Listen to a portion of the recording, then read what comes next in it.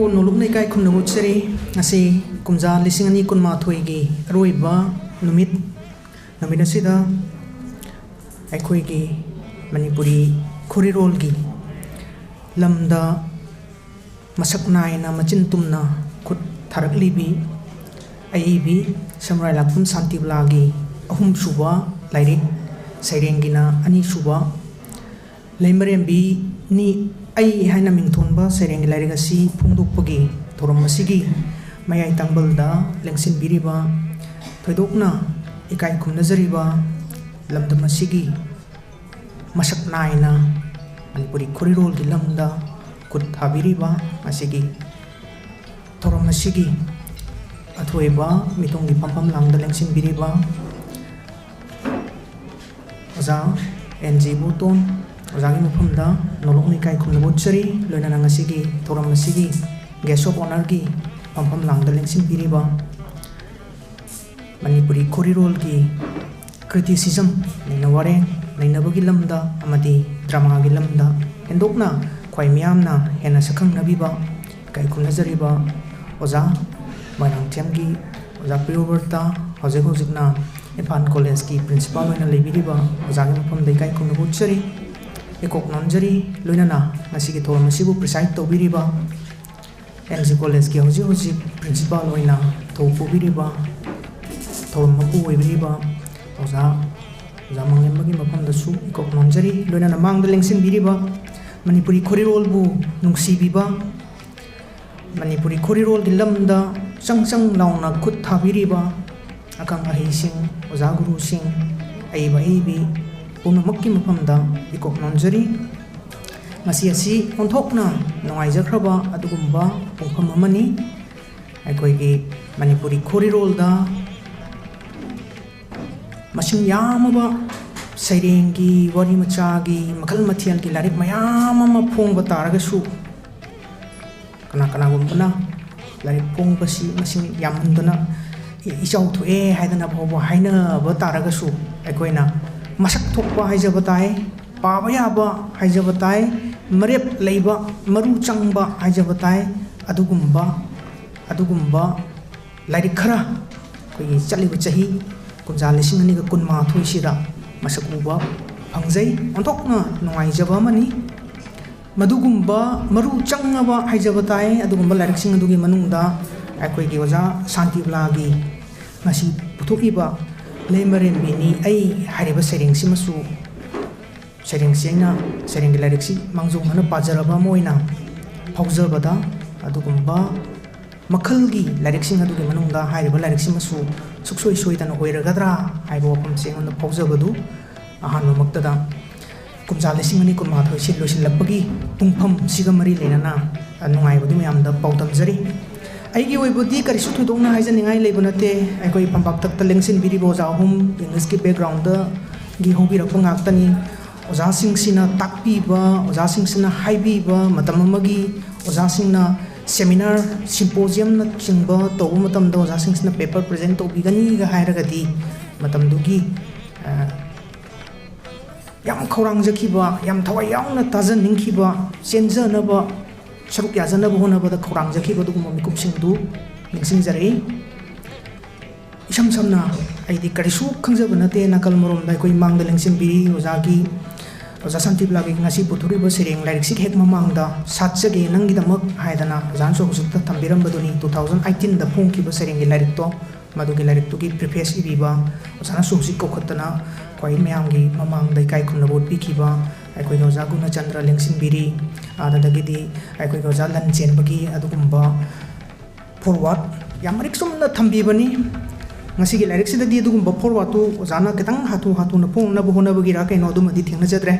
ai bisigi oiba warol amakhakti preface oina thambiraga kanagumba i basing gi maikai dagi akhangai singi maikai dagi preface oina forward oina thambiba dumadi thengna dre adubu ai bina so hojikta thambirambaduni hojikta khwai mayam mamang likai khumnabadasu akoi khwaina witness uheurabaduni akoi gi mangda lengsin biri tamo dilip mayengbam amadi aigi nuksi jaraba tamo nauremgi kai khumnajariba birendrajit tamo anina hairiba lairiksi get up loirabagi matungda yenghanbikibagi pahanbikibagi kariguma suggestion khara ai bida thambirakibagi wapam hojukta panbirambaduni ai nuksijarabi bung ani sina ai koi ge ai bisi da kari no su so iso da hairamani madu mayang mafam da mamang da pungduk da batar ga su karigumba da ai koi ge ai ba ani sina nangi sering se yare phajare phongu ga ina adu maina hairam tar boi di sering ge soidana phajaramani hai ba kun du ne mayam da pogam janing se adu badi ai bigi personal nuina lai hasanu adu bu aina pajaba si desda phori ba wakal sing se mayam mafam da sini haidana kupo kangnon du dagi nainaraga thambadumusu ngasigi numit simagi natabra haibadumusu ngona phaujai samlapna lairik sigi chawrak pa masak amtang tentakna thamnana ba hona jaraga mapung oi ba masak tu dei kharaga hena mayam punamna su panarabagi matungda mayam punamna su hena na lepi bangam gado poni sereng haisimakta bu khwaitarani na khangbi baduni mana yengi ba angle mahangna khalliba wakal dugi mijeng dagi yengakpada aidi mahangna upiba anop haijabatai adugi mijeng dagi yengakpada na makhalama karigumba phiba mamada pungning si mutsi onthokna awaba natragana nungaitaba phiba mamada paragana madugi mahawama natragana pungning si na makalamba matamda paba matamda na madugi atoppa mahawama soidana phawba yai haidana ai khanjai punamna so hena khangbi baduni aduna sereng sigi larik sigi mamal chap saba mamal dumadi ekoi khwai punamakna nainarabagi matungda parabagi matungda amana haiba singdugi mod mayam du chungsunarabagi matungda masiki masak thokpa ekoi gi oifam thokpa masak tumadi soidana leiragani madom lomda ihakna ka hena changsun jadringi gi mamangda kitang laksaningba wafum khara lei ekoi rojasi ngasi puthuiba laiksina ahum suba laikni habasi muswarin jana thambiram baduni mamangda ningselna kai khrabada haisina lisingani ga taraga tarukta pothokba wari machagi lairikni aduga sasage nangi damak haibasina lisingani ga taraga nipam da pothokpa ahanba sairengi lairikni aduga ngasi puthuiba Leimarembini Ei haibasina ahum suba lairikni makhalna sairengi wajarabasu maram aduna hairiba ngasi phongiba serengi larik ngasi ehakna mayam mafam da wai ari mari dang thamjaraga mayam mafam da sakta sagadoriba larik sigi mamang da ojagi establish tawraba khui haijabatai adugumba thim haijabatai ojagi khudi khulan thok ojagi wakalon ojana khare hena interest leba area sina singba singsi akoi kwaina hana na uba phangjakhrabani haiba wafam duni thamjaningi base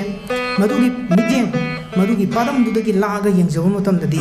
akoi ojasi IBC nupiga khara henna mari lena bahina hiram sing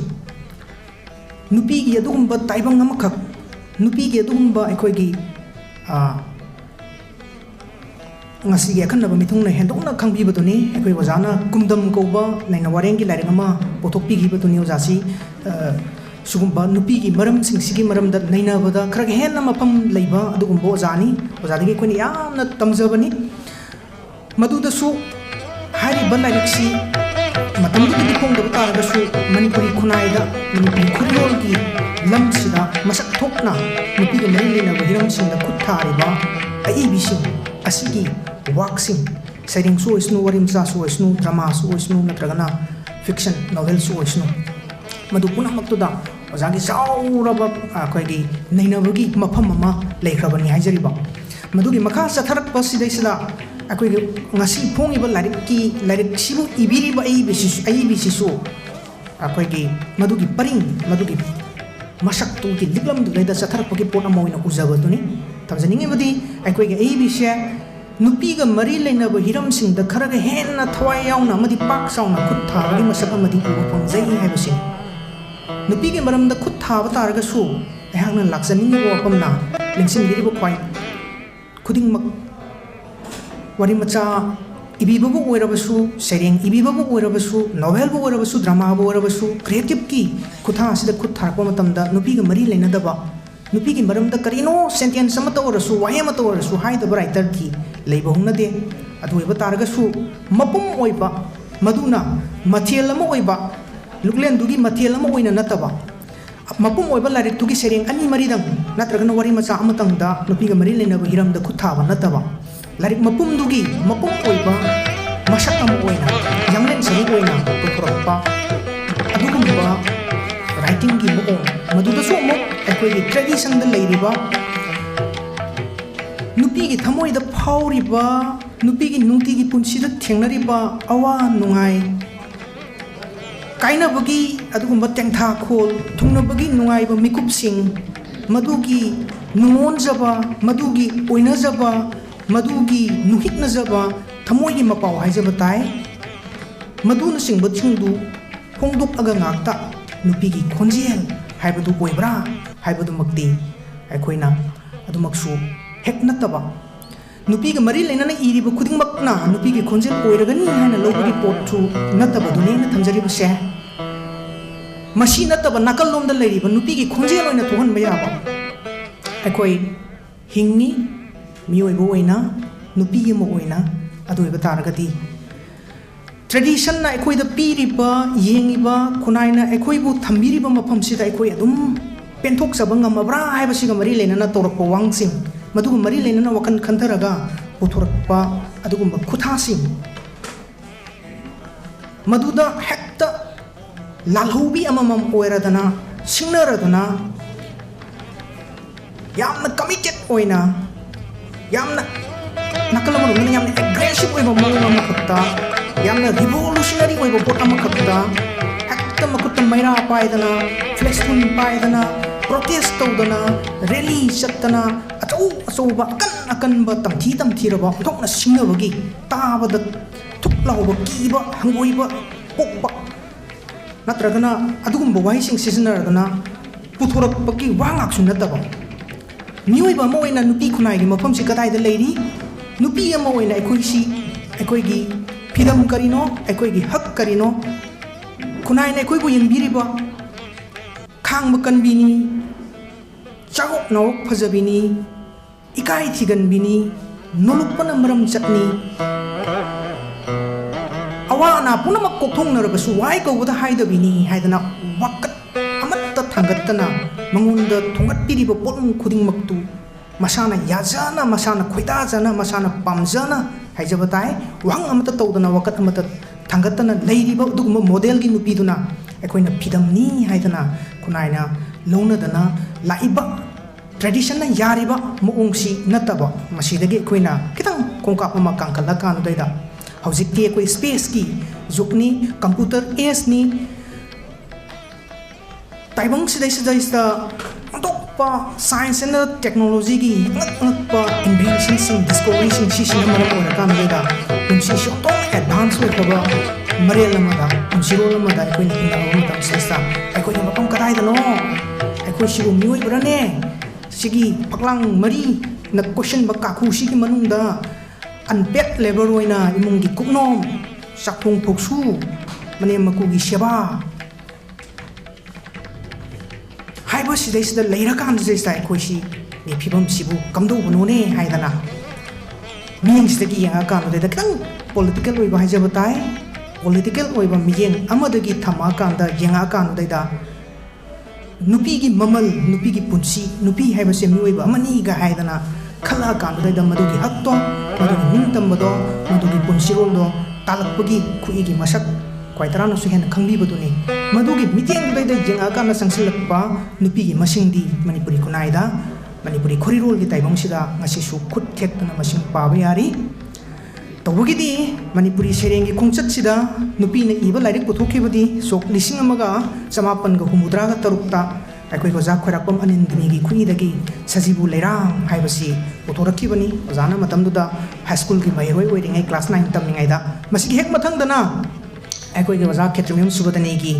मांगख्रब इसैगी सुर हाइदना सोक 1953 ता पुथोरकदुनी Naga contemporary ओइना जमोनी दिनशक हाइदना सेरेंगाई मंगा तरुक 70s की ticket 80s की ticket स्वाइदा पुथोपिरमे मसिगी मखा तारकपददी अखोइगी 80s की ticket योरपदा 16 मरफुगा मरीदा ओजा अराममुंगी मेमसोबी थोंनावजों चनु इबेमलगी खुइदगी नंगौबी हाइरिबा लाइरिक्सि थोरपा होख्रे मथंग मथंग ओइना अखोइगी 90s की पेरक योरपसिददी मसिंग यामबा इबी मयाम का थोरख्रे अदुबु अहकना थंजरिबा लकुचरिबा नुपीगी हक नुपीगी इमांसिपेशन मखोइगी लिबरेटेड ओरबा लाइफ अमखक मखोइगी मनिंग तंब पुंसी हाइजबा ताई ꯑꯩꯈꯣꯏꯁꯨ ꯃꯤꯑꯣꯏꯕ ꯑꯃꯅꯤꯒ ꯍꯥꯏꯗꯅ ꯈꯤꯇꯪ ꯄꯣꯂꯤꯇꯤꯀꯦꯜ ꯇꯣꯟ ꯌꯥꯎꯕ ꯍꯥꯏꯖꯕ ꯇꯥꯏ ꯑꯩꯈꯣꯏꯁꯤꯗ ꯆꯪꯁꯤꯜꯂꯛꯄꯗꯤ ꯑꯣꯖꯥ ꯑꯔꯥꯝꯕꯃꯨꯡꯃꯤ ꯃꯦꯝꯆꯧꯕꯤ ꯑꯃꯗꯤ ꯂꯥꯏꯔꯦꯟꯂꯥꯛꯄꯝ ꯏꯕꯦꯝꯃꯜ ꯑꯅꯤꯁꯤꯅ ꯃꯁꯛ ꯊꯣꯛꯅ ꯂꯦꯞꯄꯤꯕꯅꯤ ꯍꯥꯏꯕꯁꯤ ꯄꯨꯝꯅꯃꯛꯁꯨ ꯍꯦꯟꯅ ꯈꯪꯕꯤꯕꯅꯤ ꯂꯥꯛꯆꯅꯤꯡꯉꯤꯕ ꯋꯥꯐꯝꯗꯤ ꯍꯥꯏꯔꯤꯕ ꯄꯣꯂꯤꯇꯤꯀꯦꯜ ꯇꯣꯟ ꯑꯃꯒ ꯂꯣꯏꯅꯅ ꯅꯨꯄꯤꯒꯤ ꯃꯐꯝ ꯅꯨꯄꯤꯒꯤ ꯍꯛꯀꯤ ꯃꯔꯝꯁꯤꯗꯩꯁꯤꯗ ꯏꯆꯪ ꯊꯧꯅ ꯂꯦꯞꯄꯤꯔꯤꯕ ꯑꯣꯖꯥ ꯑꯅꯤꯁꯤꯒꯤ ꯃꯊꯪꯗꯗꯤ ꯉꯁꯤ ꯑꯅꯤꯁꯨꯕ ꯁꯩꯔꯦꯡꯒꯤ ꯂꯥꯏꯔꯤꯛ ꯄꯨꯊꯣꯛꯄꯤꯔꯤꯕ ꯑꯗꯨꯒ ꯃꯅꯤꯄꯨꯔꯤ ꯈꯨꯠꯏꯔꯣꯜꯒꯤ ꯂꯝꯗ ꯈꯨꯗꯣꯜ ꯇꯝꯕꯤꯕꯅ ꯑꯍꯨꯝꯁꯨꯕ ꯂꯥꯏꯔꯤꯛ ꯑꯣꯏꯔꯤꯕ ꯉꯁꯤꯒꯤ ꯂꯥꯏꯔꯤꯛ ꯑꯁꯤꯕꯨ ꯐꯣꯡꯕꯤꯔꯤꯕ ꯑꯩꯈꯣꯏ ꯑꯣꯖꯥ ꯁꯥꯟꯇꯤꯕꯂꯥ ꯑꯁꯤ ꯑꯣꯏꯒꯗ꯭ꯔꯥ ꯍꯥꯏꯕꯗꯨꯅꯤ ꯑꯩꯅ ꯈꯤꯇꯪ ꯃꯌꯥꯝꯒꯤ ꯏꯟꯇꯔꯦꯁꯇ ꯉꯁꯤꯒꯤ ꯂꯥꯏꯔꯤꯛ ꯐꯣꯡꯕꯒꯤ ꯄ꯭ꯂꯦꯠꯐꯣꯝꯁꯤꯒꯤ ꯈꯨꯗꯣꯡꯆꯥꯕ ꯂꯧꯔꯒ ꯊꯝꯖꯅꯤꯡꯕ ꯋꯥꯐꯝꯗꯤ ꯂꯥꯏꯔꯤꯛꯀꯤ ꯃꯁꯛ ꯇꯥꯛꯄ ꯂꯥꯏꯔꯤꯛꯇꯨ ꯄꯥꯔꯒ ꯑꯩꯈꯣꯏ ꯃꯌꯥꯝ ꯑꯟꯗꯔꯁꯇꯦꯟ ꯇꯧꯃꯤꯟꯅꯕ ꯍꯥꯏꯕꯅꯆꯤꯡꯕꯁꯤ ꯂꯥꯏꯔꯤꯛꯇꯨ ꯏꯁꯥ ꯏꯁꯥꯒꯤ ꯈꯨꯠꯇ ꯈ꯭ꯋꯥꯏ ꯇꯔꯥꯝꯅ ꯂꯩꯕꯤꯔꯕ ꯂꯣꯏꯅꯃꯛ ꯃꯌꯥꯝ ꯄꯨꯝꯅꯃꯛꯅ ꯉꯝꯕꯤꯕ ꯉꯥꯛꯇꯅꯤ ꯑꯗꯨꯕꯨ ꯑꯩꯈꯣꯏ ꯈꯤꯇꯪ ꯃꯅꯤꯄꯨꯔꯤ ꯈꯨꯠꯏꯔꯣꯜꯁꯤ ꯃꯥꯡꯂꯣꯝꯗ ꯀꯥꯈꯠꯄ ꯌꯥꯅꯅꯕꯒꯤ ꯑꯩꯈꯣꯏꯒꯤ ꯄ꯭ꯔꯗꯛꯁꯤꯡꯁꯤ ꯈꯤꯇꯪ ꯃꯁꯛ ꯊꯣꯛꯄ ꯌꯥꯅꯅꯕꯒꯤ ꯄꯣꯠꯇꯣ ꯑꯩ ꯋꯥꯍꯩ ꯑꯅꯤ ꯃꯔꯤꯗꯪ ꯐꯦꯟꯖꯟꯖꯅꯤꯡꯕꯗꯨꯅꯤ ꯃꯌꯥꯝ ꯀꯅꯥꯒꯨꯝꯕꯅ ꯇꯥꯏꯌꯣꯟꯅꯔꯦ ꯂꯥꯏꯔꯤꯛ ꯃꯁꯛ ꯇꯥꯛꯄꯗ ꯃꯁꯥꯒꯤ ꯑꯣꯏꯕ ꯋꯥꯍꯩ ꯃꯌꯥꯝ ꯊꯝꯗꯅ ꯂꯩꯔꯦ ꯍꯥꯏꯔꯁꯨ ꯉꯥꯛꯄꯤꯒꯅꯤ ꯈꯤꯇꯪ ꯑꯩꯍꯥꯛꯅ ꯊꯝꯖꯅꯤꯡꯉꯤꯕ ꯋꯥꯐꯝꯁꯦ ꯑꯩꯈꯣꯏꯒꯤ ꯈꯤꯇꯪ ꯃꯁꯛ ꯊꯣꯛꯄ ꯃꯒꯨꯟ ꯂꯩꯕ ꯄꯣꯠ ꯑꯃ ꯍꯥꯏꯕꯁꯤ ꯄꯨꯊꯣꯔꯛꯅꯕ ꯍꯣꯠꯅꯕ ꯃꯇꯝꯗ ꯄꯨꯛꯅꯤꯡꯗ ꯐꯥꯎꯔꯤꯕ ꯊꯃꯣꯏꯗ ꯄꯥꯜꯂꯤꯕ ꯃꯍꯧꯁꯥꯒꯤ ꯏꯊꯤꯜꯁꯤꯡ ꯑꯩꯒꯤ ꯄꯨꯛꯅꯤꯡꯒꯤ ꯏꯍꯨꯜꯁꯤꯡ ꯃꯗꯨ ꯄꯪꯐꯣꯡ ꯐꯣꯡꯗꯣꯛꯄ ꯉꯥꯛꯇꯅ ꯍꯧꯖꯤꯛꯇꯤ ꯌꯥꯔꯛꯇꯕꯒꯤ ꯄꯣꯠ ꯑꯃꯈꯛ ꯂꯩꯕꯁꯤꯅꯤ ꯑꯩꯈꯣꯏ ꯀ꯭ꯔꯤꯌꯦꯇꯤꯕ ꯔꯥꯏꯇꯔꯁꯤꯡꯁꯤꯗ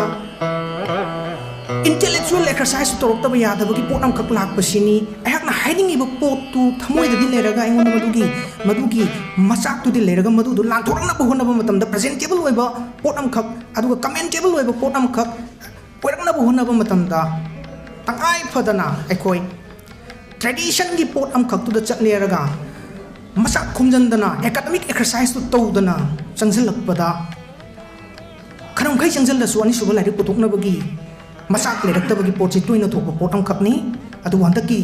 ꯀꯨꯝꯖꯥ 2020 ꯑꯣꯟꯊꯣꯛꯅ ꯅꯨꯡꯉꯥꯏꯖꯕ ꯑꯃꯅꯤ ꯍꯥꯏꯗꯅ ꯑꯩ ꯃꯌꯥꯝꯒꯤ ꯃꯐꯝꯗ ꯑꯩꯅ ꯊꯝꯖꯈꯤꯕꯗꯣ ꯍꯟꯗꯛꯀꯤ ꯆꯍꯤꯁꯤꯗꯩꯁꯤꯗꯗꯤ ꯑꯩꯈꯣꯏꯒꯤ ꯃꯄꯨꯡ ꯑꯣꯏꯅ ꯅꯨꯄꯥ ꯔꯥꯏꯇꯔꯁꯤꯡꯒꯤꯁꯨꯅꯤ ꯅꯨꯄꯤꯁꯤꯡꯒꯤꯁꯨ ꯌꯦꯡꯖꯕ ꯃꯇꯝꯗ ꯑꯣꯟꯊꯣꯛꯅ ꯊꯤꯖꯤꯜꯂꯤꯕ ꯍꯤꯔꯝꯗꯨꯗ ꯑꯩꯈꯣꯏꯒꯤ ꯏꯟꯗꯤꯖꯤꯅꯁ ꯑꯦꯂꯤꯃꯦꯟꯠꯀꯤ ꯄꯣꯠꯇꯕꯨ ꯑꯣꯏꯔꯕꯁꯨ ꯍꯥꯏꯗꯤ ꯑꯩꯈꯣꯏꯒꯤ ꯆꯤꯡꯂꯣꯟ ꯃꯥꯄꯟ ꯀꯣꯏꯁꯤꯜꯂꯤ ꯍꯥꯏꯅꯔꯤꯕ ꯑꯩꯈꯣꯏ ꯆꯤꯡꯂꯩꯕꯥꯛꯁꯤꯒꯤ ꯋꯥꯔꯤꯒꯤ ꯃꯇꯥꯡꯗꯕꯨ ꯑꯣꯏꯔꯕꯁꯨ ꯑꯩꯈꯣꯏꯒꯤ ꯇ꯭ꯔꯦꯗꯤꯁꯟ ꯑꯩꯈꯣꯏꯒꯤ ꯍꯦꯔꯤꯇꯦꯖ ꯃꯗꯨꯗꯕꯨ ꯆꯪꯉꯒ ꯑꯣꯏꯔꯕꯁꯨ ꯑꯩꯈꯣꯏꯒꯤ ꯏꯄꯥꯅꯥꯠ ꯏꯄꯨꯅꯥꯠꯀꯤ ꯊꯝꯕꯤꯔꯝꯃꯤꯕ ꯑꯗꯨꯒꯨꯝꯕ ꯀꯜꯆꯔꯒꯤ ꯃꯁꯛꯇꯨꯗ ꯆꯪꯉꯒꯕꯨ ꯑꯣꯏꯔꯕꯁꯨ ꯀꯔꯤꯒꯨꯝꯕ ꯈꯔ ꯊꯋꯥꯏ ꯌꯥꯎꯅ ꯊꯤꯖꯤꯜꯂꯀꯥꯟꯗꯨꯗ ꯄꯨꯛꯆꯦꯜ ꯁꯦꯡꯅ ꯃꯑꯣꯡ ꯇꯥꯅ ꯃꯔꯨ ꯆꯪꯅ ꯃꯔꯩ मुन्ना थोंगा पुथोरपगी पोट खर खर थेंगनाबसिमा याम नुंगाइजे सुमाइन तौरदना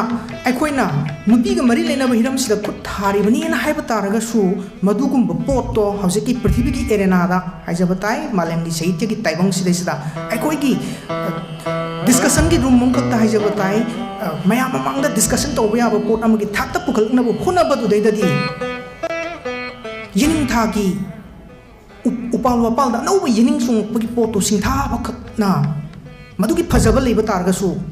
यारक्तबगी पोट अमा लाब्रा हाइबा पोटोनी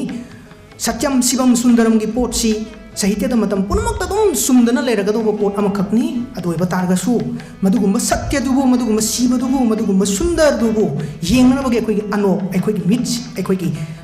इशा इशासिदी मफम अमदी मतम ओलैबा खुनाइगी खुंसत अखोइगी लेरिबा इंटेलेक्ट अखोइगी मतम मतमगी होंगैबा फिल्मसिगी मखा पोनबदु हाइजबनी मनमदुना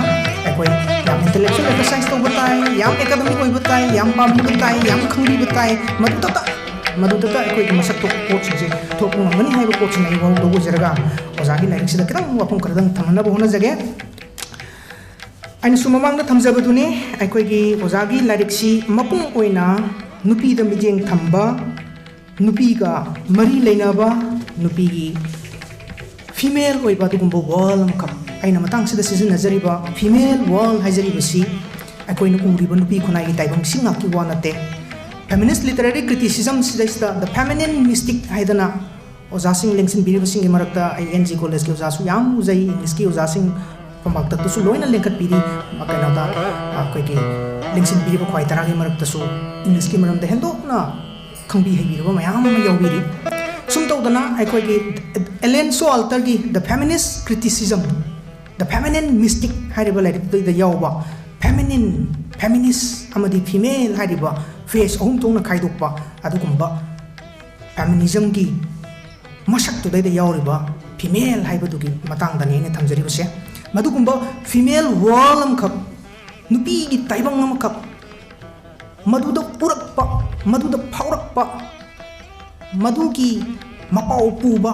maduna yomsillaga maduna sagalaga puthorpa adugumba sereng khara khak jani sida tengnasai andokna nungaijaba mani haidana haijage aduga muk jagi hariba like sida atopa makalgi sereng kharasu yauri ba sereng singsi aikoi ecology ga mari leinaba mahusha gi polam seram singsi gi maramda singtha sai tharakpa natragana punsi haijimaktabu miyoi punsi nupagi nupigi haiba nataba miyoi ba hairiba mapum oiba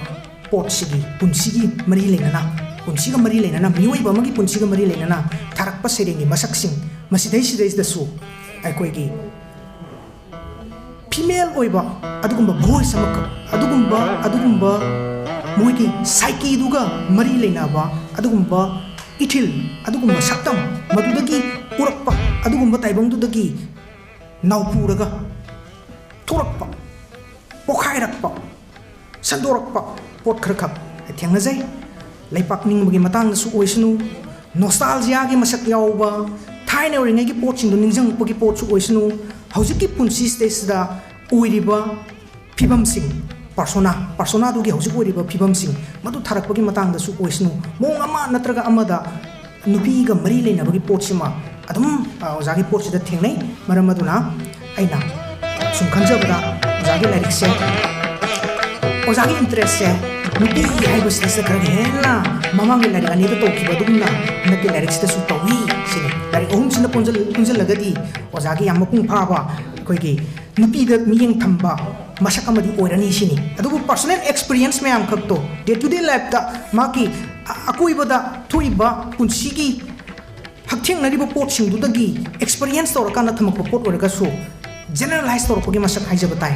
mayam gi oina presentable oina thamakpagi pot am khakse aidi personal poetry oina aigi yamna personal oiba pot singdu thambagi mahutta generalize toraga apa basingi khwai mayam gi haidana thamakpagi pot lomda changjal process to tokna machu taba haijabatai mata chana na thokpa haijabatai adugumba craft aduga loan seasonariba londa puda stage ta ofangi londa puda gi matang stage su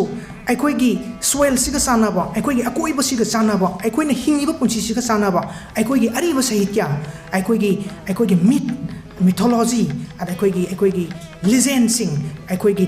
thajanariba adugumba wari sing moirang kanglei gi sayon wari sing hajuk ta su ai bina magi punchida 2018 da ikiba 18 gi January da ingthau kainogi singlen nongtren khombaga mari leinana sairing ama iki gan haibi basai bi masamakti khoi kono monu sena khangbi badani history haibi subject sigi jamo energy college da tam sana ko bi monda history gi sana experience sama su lebiram godori bani madugi experience ka bi exercise tora kan daida urak pai koi ningthau rol kaya gi leimarembising aduna koi gi len ki bu punsi gi masak thengna ki bu punsi gi masak nasing budu ozana rewrite torokpa da reinterpretation ama maki oiba interpretation ama hapa kan da hana ge koi tradition du uriba hana ge puwari da thingna ki badu sakam mioi sing du oina nataba ozana recreate torokpa anuba ahingba masakam oina phallauna songthoklakpa gi potsi ozagi lyrics da koi tarana thingna bigani ningthong oriba lyric sigi serengsi ani subu stage yauri busini Leimarembini Ei hariba sereng sitang parang su kai ponong nadung khangbirani mastesta ai bina ai khoi gi Leimarembi ning lentoi ngambi bu kam tawdana portrait toribage yeibage haibado mana depict torokpagi moong se mastesta ai koina puwari da leikiba kaino aina lentoi ngambi hai khamane ko lentoi kaino nura tunu lajing lembi se ai khoi gi thajawari da legend leiriba moirangi sayon wari sing da yauriba kadeng thangjan ba tunu lajing lembi gi wari da yauriba tunu lajing lembi si aikoi gi legend du da uriba tianaki pa lentoi ngambi nataba another lentoi ngambi mo jana crap to sigi potse aikoi go jana ihan hana portrait to buri potinate manipuri saite gi khongsa chita sugumogi masak sta yam ngalingai matam degi hona khut thabirambadi ramamongbi oja memchobini kwai tarana witness oibibani magi nongthang leima hairibadu da yauriba sereng singi maraktagi masi yam masak thokna leikrabani sereng simtang paraga mayam punmangna ojagi wakhal ojagi midyeng ojagi nungda phongdongni pona sing masi punamangna khangbirani mingthol suibani tentak su tawi ai kwai taragi thol tawjarake Leimarembini Ei haina mingtholi sereng se title poem sini ai laijing lembini tunu laijing lembi ai gi thamoi natte thodu nungna sa natte tekno yukna sabusu ngamna lei nungsiba apamba phawi arambasu khorangbasu khangbi khide nangnadi binary opposition amaka putore nangnadi nang haiba maga tunu laijing lembi ga sangbi lara khaibugum segai biraga nungsi maka dagi kadeng thangjan baga tunu laijing lembi ga ani sena khaina bagi matang khwai tarana ningjing bigani thabi ki aibu lehau yaudraba nangi leima kongi ingkhol chawoinu tunu laijing lembi ga kadeng thangjan baga puchile pulse maji haidana lemna rakboi matang budaida nintogi maminga manaba nupi ma thiraboi masa chara nongda phangani haidana kadeng thangjan bana turbungda satan masakringai da tunubu khoigi laijing thousigi leimarembi oina sanbagi potuni kangkhide kedong aigi milu pirang adugumba pungpham duda tunu laijing lembi gi milu pirang kangkhide bagi matang duni adubu tapna khiklakpa matamgi nongta mara ta khiduna mayol songlai ai haurak i tingkhang lei oina lekang lagum laba nangi nasai bonda kairaba thamoi duna nouba punsi ama hingdaba yadabadagi hingakpagi potu paitarana umire khalui taisilage punamak lonthoktraba laibakta khallage hingba tamla khanglage hingba tamladuna adubu nangna tawtharakli anouba naya thang amuk thawai pandrabi laifadibigum ohennaba aibu khonga khudo khonga hening thau mikup amata phauba khanthadaba utlibra nupagi naning tamba matau taujing heigum saningwada chaba singel leirangum siningmata sinba yaba khanbara aningba apamba leijadabi aini tawning thau ngasidi ai leimarembini laijing punsibagi oida phamlibi chatloi ai kadeng makara khonga oina ai leimarembini ai laijing lembini ai mudini hingli moi larik si mapum si mauzana sigi sereng sta pulapna haire haidana ai thamjaningi larik mapum sta yaw batai sereng punamaki machi thawai du haire ba sereng sin oire haina lojai haire ba larik sigi mingthon si tholakpa matam dal sereng sim lokolaga thonbi si sugi matik mapung pha ba matik sa ba mani haidana larik su pajara ba mo oina mayam da han boina pawdam jari ngasai gi tunu laijing lembi amadi kadeng thangjan bagi wari du ekhoi gi nakongda tadana leiraba warini imana abokna ibena libibadagi madugumba waridu da yauriba tunu laijing lembi du kadeng thangjan baduga ontokna thamoi pinana nuksinarabagi matungda yuban punsida khungdaminarasi nangna torbungda sadan ma chatpaduda aigi saji macha amatang phabira uga haidana pumen paumenaradana chalamdagi matamduda mahakki punsi leipun oigadoriba kadeng thangjan baduda nura dun semjaba nasom amaga si khudol tawradana sigi nasom sina leiman chalabadi ai awaba nangi haina khanbiu tagat tetana leiraboidi karsu khudong thiba nangri haina khanbiu ga haidana satan machalam dai du daina nasom adu sinagi bagi matang maduda somdana leipak ki sahong naba leipak mara takna panana ba thangjing serel chanana ba kadeng thangjan man sam sam phaba sathringai duda leipak ningthau macha dhara tahangi haidar oidi ningthau ga maming manaba nupi ama leimasingda challaboidi leipak mara tapkani haidana laigi leibau chendana leipau phokpagi matangdagi kadeng thangjan bagi pau phongnadana haijaba tare leimasingda chankrabagi matung dudaidadi nupi oibagi punsi du leipaki ni haidana sacrifice tawdaba yadaba punsi amada namdana sacrifice tawgrabagi matung dudadi tawnanabagi maraktudaida magi thamoida phauriba ningamdaba kainabagi khangamdraba maisa punmaktu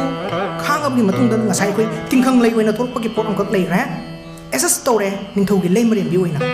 Leimarembini oina adjust tawrabagi matung dudaidadi leipakki mamani leipakki Leimarembini na masak khangabagi matung dudaidadi ngasai kading thangjahanbadu saram sadanbadu halabagi matungda tawrang phakta ole sadre thaktre ningba kaire maga khangnajaribi nuksijaribi pungsi khongloi oigena khanjaribi nupidu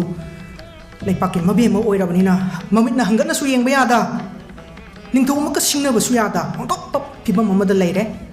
makta sijakhra do haina khanba pungning mataduga loinana sadana thaktana leire adubu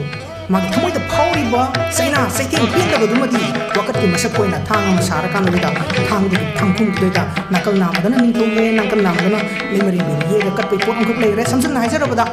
adugu magi thokdok to thobagi matungda yam sangna process tu satharabagi matung dudaida tonu laijinglembi du leipak mungthaugi nak pian khre kuji khada mitam khre tonu laijinglembi mama oigadore thawbum hum sure maduda kading thangjan baga luna tinari ba kadang selung mana ningthauda kading nare sum tawdana ma phamka dre kana leipak ningthaugi thabuk tawram mayamda present oidre khotre pauna sing matam madudagi maram hangnare sum tawdagi ni leipak ke Leimarembini oiriba nupi si maga khangna jabani punjili punsiam gen hona jabani adu sum tawdana tawre khole haibadudagi di ningthauna kat tunu laijinglembi sibu mahaki mamom sakna machan sakna kading thangjahanbadu deida amuka thingdoe che nanga khangna jabani aina isa sakna nangonda khudol tawrabani nanga sai khonga hoina pibadu adumai tawrdana tunu laijinglembi amadi kading thangjamin ani gi punsilei punsiam gi basina koi gi legend leriba wari duni adubu sida ai bina puthoraiba pokna legend yauri batunu laijinglembi du leipak ningthona khudu mina thinma mai kai duda pamak pamikupta magi amuk oiba karigumba film khradagi pekta khradagi na mahakna to prom thitopya adagi ei bin hai lai phadigi ran bi punsi se lu to masaba masagi ade pawakal lejadaba hek mahakki mathakta leribo nyoisin kanabo social system sigi manung dudai da nupa na mayai le pahijabata ai nupa sing na main to biroi ai na hajari basi leinabaki paring sida laksam mutamda patriarchal social system sigi manung da patriarchs oriba monarch oriba dugumba khut adugumba ningthaurel adugumba lengak mapu haibadi aikoigi society sidigi authority adugumba authority du ningthaugi khubam nungda leramba poknina ningthauduna mahak bomka thajaw mutamda matamdugi tunu laijinglembi na diya ki adubu khoi ojana yipi reibo tunu laijinglembi sinati yadreba ai Leimarembini gi su something magi power khara lejai madu exercise tawreba madu exercise tawrakanu da ai isagi pirep lojagani puningi pirep leitabadongna amana hairasu pangyata yabagi matam du loikre akoi khuding makse akoi intellectual exercise tawrakanu da sumana karino ran mana karino apabana karino khongkhong kadai wai da lepkani haibase masi lepi nabagi da makta atopa kanagumba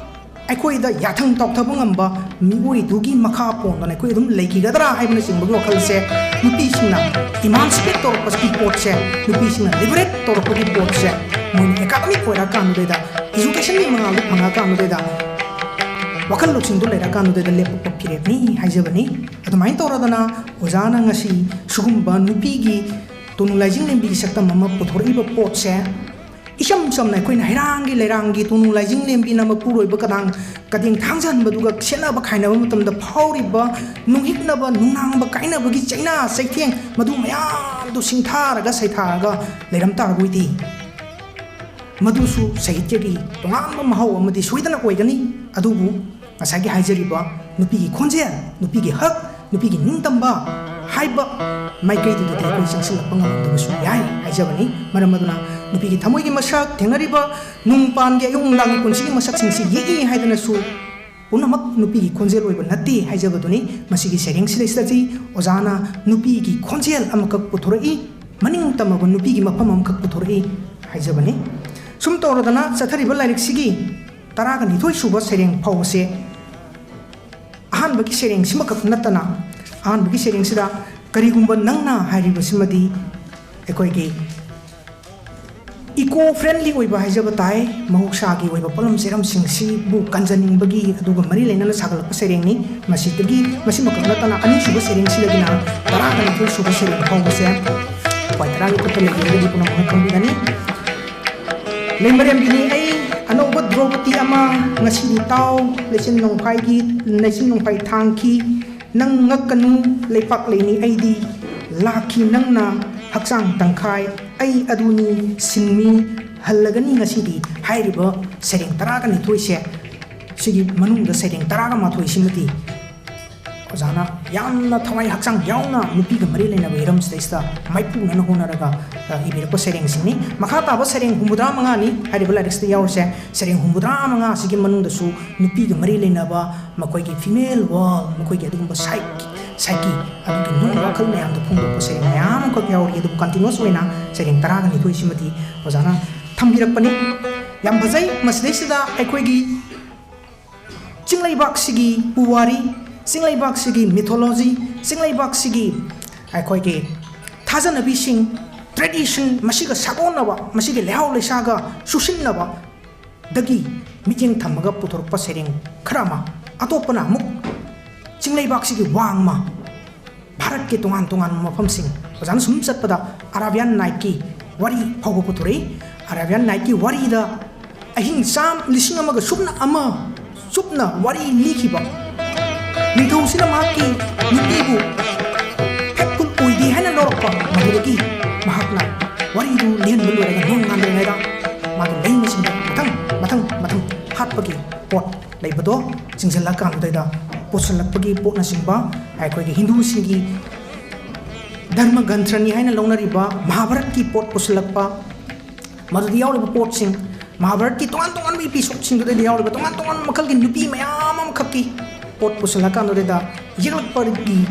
thamak bagi nangai bo pot mayam khak khwai tarana thingnabi gani sumai tawdana hariba sering sida mapung oina ojana lokhatna bo honari basi nupi ga mari lena bo pot sing ne tension na bo hona jage aduga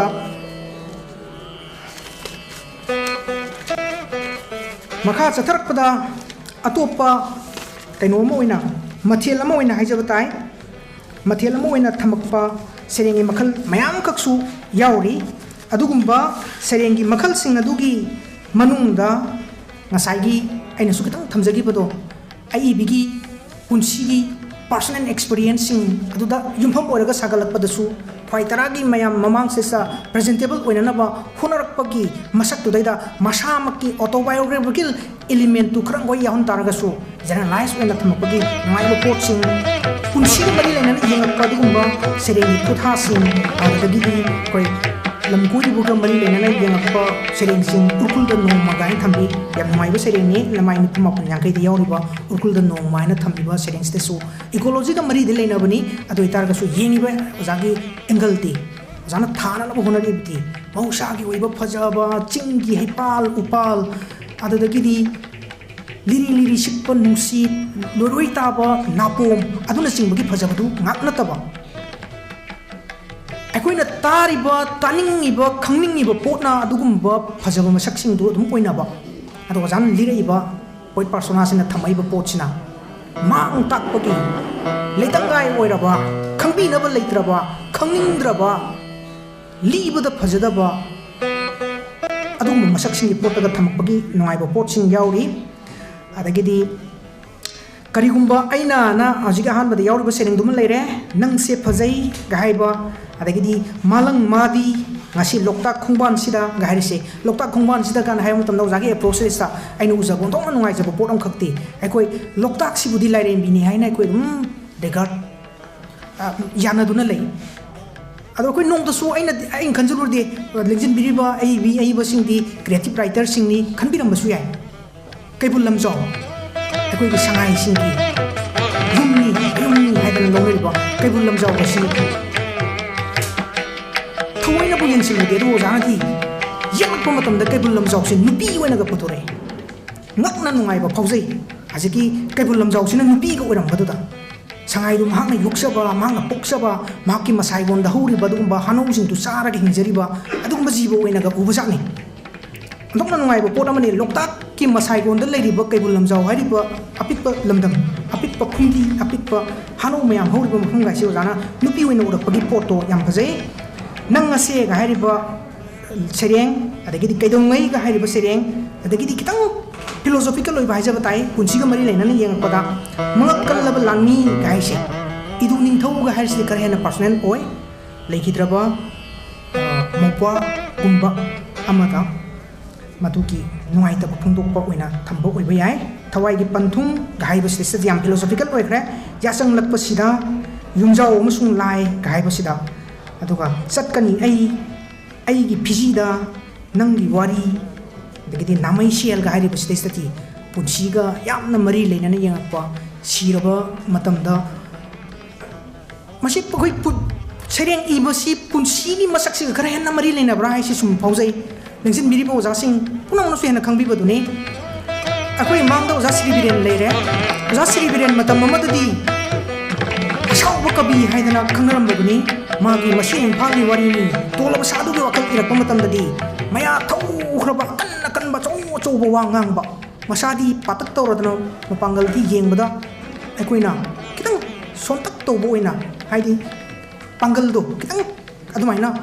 ꯎ ꯇꯥꯔꯒꯁꯨ ꯃꯥꯅ ꯐꯣꯡꯗꯣꯔꯛꯄ ꯄꯣꯠ ꯃꯌꯥꯝꯗꯨꯗꯩꯗꯗꯤ ꯑꯗꯨꯒꯨꯝꯕ ꯑꯣꯟꯊꯣꯛꯅ ꯁꯤꯡꯅꯕ ꯑꯣꯟꯊꯣꯛꯅ ꯀꯟꯈ꯭ꯔꯕ ꯑꯣꯟꯊꯣꯛꯅ ꯇꯥꯕꯗ ꯑꯗꯨꯒꯨꯝꯕ ꯋꯥꯍꯩꯁꯤꯡ ꯁꯤꯖꯤꯟꯅꯔꯛꯄꯗꯣ ꯃꯥꯒꯤ ꯁꯅꯥꯒꯤ ꯀꯩꯔꯥꯛ ꯌꯧꯔꯛꯄꯗꯗꯤ ꯃꯄꯥꯜ ꯅꯥꯏꯗꯕꯁꯤꯗ ꯑꯩꯗꯅ ꯁꯥꯍꯤꯇ꯭ꯌ ꯑꯦꯀꯥꯗꯃꯤ ꯑꯦꯋꯥꯔꯗ ꯐꯪꯒꯗꯧꯔꯤꯕ ꯂꯥꯏꯔꯤꯛꯁꯤ ꯐꯣꯡꯉꯛꯄꯗꯒꯤ ꯑꯣꯖꯥꯁꯦ ꯍꯧꯈ꯭ꯔꯕꯅꯤ ꯈꯤꯇꯪ ꯂꯥꯏ ꯊꯥꯖꯗꯕ ꯀꯕꯤ ꯑꯃ ꯑꯣꯏꯔꯝꯕꯗꯨꯗꯒꯤ ꯇꯥꯏꯕꯪꯁꯤꯗꯩꯁꯤꯗ ꯗꯦꯗꯤꯀꯦꯠ ꯇꯧꯔꯛꯄꯒꯤ ꯑꯩꯈꯣꯏꯒꯤ ꯃꯁꯛ ꯑꯃꯈꯛ ꯂꯩꯔꯛꯄꯗꯨꯗꯒꯤ ꯃꯊꯪ ꯑꯣꯖꯥꯒꯤ ꯁꯅꯥꯒꯤ ꯀꯩꯔꯥꯛ ꯌꯧꯔꯛꯄꯗꯗꯤ ꯆꯠꯂꯣꯏꯀꯣ ꯑꯩ ꯃꯐꯝ ꯀꯗꯥꯏꯗꯁꯨ ꯌꯧꯔꯛꯄꯗꯨꯗꯩꯗꯗꯤ ꯄꯨꯔꯥ ꯑꯣꯖꯥꯁꯤ ꯐꯤꯕꯝ ꯑꯃꯗ ꯑꯣꯏꯔꯛꯈꯤꯕꯒꯤ ꯄꯣꯠꯇꯨꯅꯤ ꯄꯨꯝꯅꯃꯛꯁꯦ ꯆꯍꯤꯅ ꯄꯤꯔꯛꯄ ꯏꯊꯤꯜ ꯑꯣꯏꯕ꯭ꯔꯥ ꯑꯗꯨꯅꯤ ꯑꯩꯅ ꯂꯥꯛꯆꯅꯤꯡꯉꯤꯕ ꯋꯥꯐꯝꯗꯤ ꯑꯩꯈꯣꯏ ꯑꯣꯖꯥ ꯁꯥꯟꯇꯤꯕꯂꯥꯁꯨ ꯍꯧꯖꯤꯛ ꯆꯍꯤꯁꯤ 60+ ꯑꯣꯏꯕꯤꯔꯕ꯭ꯔꯥ 63ꯗ ꯄꯣꯛꯄꯅꯤ ꯍꯥꯏ ꯑꯗꯨ ꯑꯣꯏꯇꯥꯔꯗꯤ ꯑꯣꯖꯥꯁꯤ ꯆꯍꯤ 60 ꯉꯥꯛ ꯌꯥꯝ ꯅꯛꯅ ꯂꯩꯔꯦꯅ ꯈꯟꯖꯩ ꯁꯤꯅ ꯃꯔꯝ ꯑꯣꯏꯔꯀꯥꯟꯗꯨꯗꯩꯗ ꯑꯩꯈꯣꯏꯁꯤ ꯄꯨꯟꯁꯤꯁꯤ ꯍꯧꯈꯤꯕ ꯇꯨꯡꯒꯤ ꯃꯁꯛꯇꯨꯒ ꯂꯥꯛꯀꯗꯧꯔꯤꯕ ꯄꯨꯟꯁꯤꯒꯤ ꯂꯝꯕꯤ ꯑꯩꯈꯣꯏꯒꯤ ꯆꯍꯤꯁꯤꯒ ꯂꯥꯛꯀꯗꯧꯔꯤꯕꯁꯤ ꯇꯦꯟꯁꯤꯜꯂꯦ ꯀꯥꯏꯅ ꯈꯜꯂꯛꯄꯒꯤ ꯄꯣꯠ ꯑꯃꯈꯛ ꯆꯍꯤ ꯄꯣꯠꯂꯝꯁꯤ ꯑꯣꯖꯥꯗ ꯅꯟꯕꯒ ꯄꯨꯔꯛꯄ꯭ꯔꯥ ꯑꯗꯨꯒꯨꯝꯕꯒꯤ ꯄꯣꯠꯇꯨꯒ ꯃꯔꯤ ꯂꯩꯅꯅ ꯑꯩꯈꯣꯏꯒꯤ ꯅꯥꯃꯩ ꯁꯦꯜꯒ ꯍꯥꯏꯔꯤꯁꯤ ꯍꯌꯦꯡ ꯑꯩꯈꯣꯏꯅ ꯂꯩꯈꯤꯗ꯭ꯔꯕꯒꯤ ꯃꯇꯨꯡꯁꯤꯗꯩꯁꯤꯗ ꯇꯥꯏꯕꯪꯄꯥꯟꯁꯦ ꯊꯥꯗꯣꯛꯑꯀꯥꯟꯗꯩꯗ ꯑꯗꯨꯒꯨꯝꯕ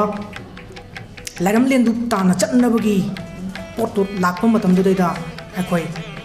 ꯊꯋꯥꯏꯁꯤ ꯂꯥꯜꯂꯒ ꯍꯤꯟꯗꯨꯒꯤ ꯀꯟꯁꯦꯞ ꯑꯣꯏꯕ ꯌꯥꯏ ꯑꯃꯒꯤ ꯀꯟꯁꯦꯞ ꯑꯣꯏꯕ ꯌꯥꯏ ꯑꯩꯈꯣꯏ ꯊꯥꯖꯅꯕꯤꯗ ꯕꯩꯇꯔꯅꯤ ꯇꯨꯔꯦꯟ ꯇꯣꯔꯕꯥꯟꯒꯅ ꯍꯥꯏꯕꯤꯕꯗꯨꯅꯤ ꯑꯣꯖꯥ ꯄꯨꯝꯅꯃꯛꯅ ꯍꯦꯟꯅ ꯈꯪꯕꯤꯅꯤ ꯃꯗꯨꯒꯤ ꯄꯣꯠꯀꯗꯨ ꯂꯥꯟꯅꯅꯕ ꯍꯣꯠꯅꯔꯛꯄꯗꯨꯗꯩꯗ ꯑꯗꯨꯒꯨꯝꯕ ꯅꯥꯃꯩꯁꯤꯡꯒꯤ ꯄꯣꯠ ꯀꯥꯏꯁꯤ ꯑꯣꯏꯕ꯭ꯔꯥ ꯑꯣꯟꯊꯣꯛꯅ ꯅꯨꯡꯉꯥꯏꯖꯕ ꯄꯣꯠ ꯑꯃꯅꯤ ꯑꯁꯤꯒꯨꯝꯕꯒꯤ ꯁꯩꯔꯦꯡꯒꯁꯨ ꯑꯣꯖꯥꯒꯤ ꯄꯣꯠꯁꯤꯗꯩꯁꯤꯗ ꯎꯕ ꯐꯪꯉꯛꯑꯦ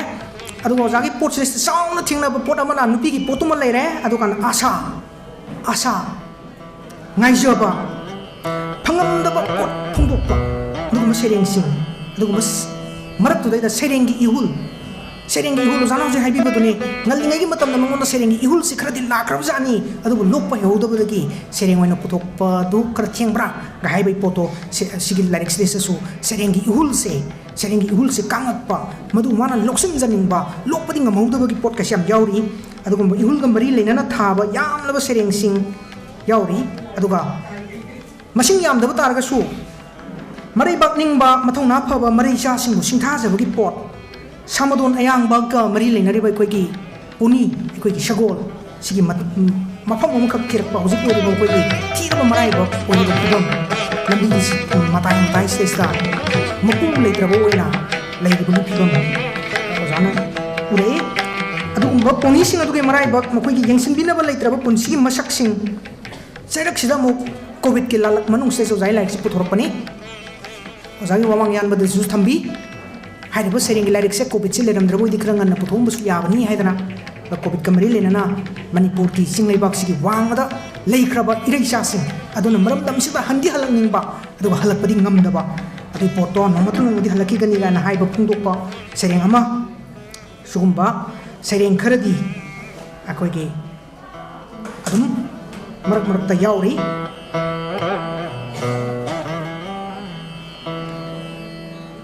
ꯑꯩꯅ ꯁꯩꯔꯦꯡ ꯃꯌꯥꯝꯁꯤꯒꯤ ꯃꯅꯨꯡꯁꯤꯗ ꯂꯥꯏꯔꯤꯛꯁꯤꯒꯤ ꯂꯃꯥꯏ 15ꯗ ꯌꯥꯎꯔꯤꯕ ꯁꯩꯔꯦꯡꯁꯤꯃ ꯈꯪꯖꯔꯝꯂꯕꯗꯤ ꯍꯥꯏꯗꯅ ꯁꯩꯔꯦꯡꯈꯛ ꯌꯥꯎꯔꯤ Masih mayam punamangna adum kutta larik si leira boidi papi badas tum khangbi gani aina lakjani mi bofam di ozana sereng si irangna bona matam se sta sereng humudra mak phajai na claim to jabana ti haijabani ozagi di sereng kuding mak sim haki macha amam oina yengam duri bani ibi kuding mak na sereng singbu moi gi larik singbu macha da macha oina nungsi jabagi potu ai su understand to jai adubu nungsi rabani haidana aigi manap so masado masa iti thiba masado aina yenjawam kamdadi aina yam nungsina ubay minadi as mai masado di makok tang mani thigram ne da haidana dum haibiram do lei adugum madana sereng humudra manga makse loi phajai haijab dinga moy kari gumbada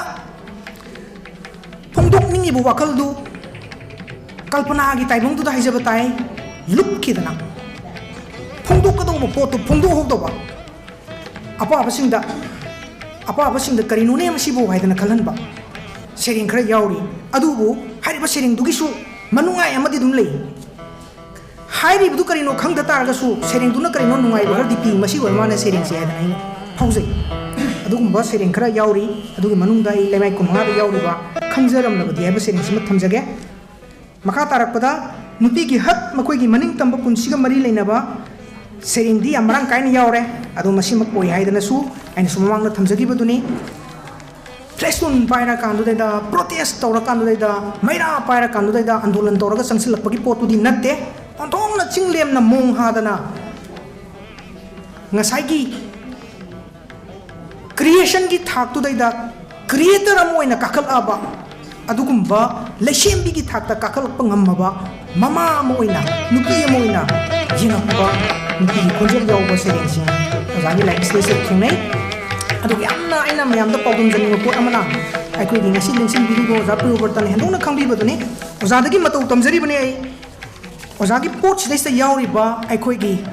gyno criticism gi miyeng dagi jeng ko matamda feminine psyche feminine wall amadagi urakpa nupi tana sizna ba dugumba lon nupi tana phongdokpa adugumba makoi gi psyche ga susuna jaba makoi gi body ga makoi gi mind ga